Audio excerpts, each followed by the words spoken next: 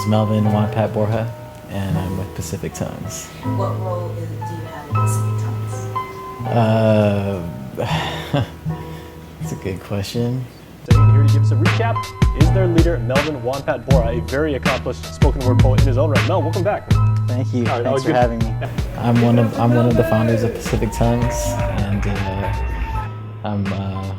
currently I've been working on the poet facilitator training. That's been my main focus as of late. A poet facilitator basically is one of our staff who is trained to conduct a poetry workshop and facilitate that conversation with young folks.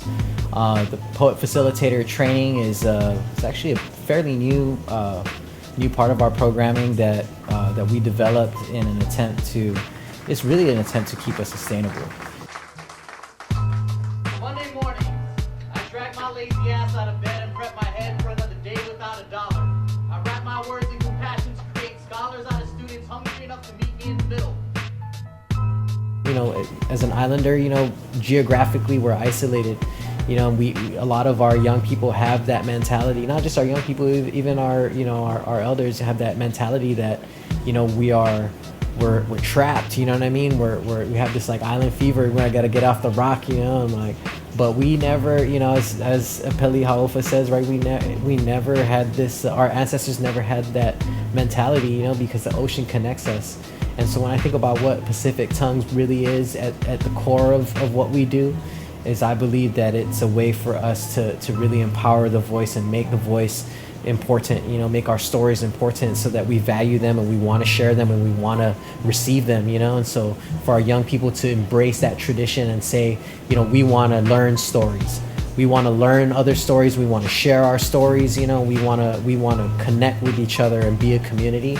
That's really where it's at for me, you know. That's to me, that's the heart of what Pacific Tongues is all about.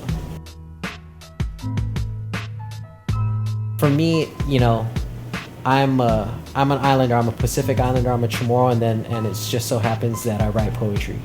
And so, you know, because I do that, I feel like in some way, you know, in a lot of ways that's the craft. But, you know, like I said, with what, you know, what I think Pacific Tongues really is at the heart of it. You know, for me, this idea of being a poet is about being given the skill and ability to use language in a way that impacts people. And so for me, you know, it's always been bigger than poetry, you know, always been bigger than, you know, writing a poem, but more so about connecting with my people, you know, and that's always the way that I've looked at poetry and being a poet, you know, is really more about being a voice.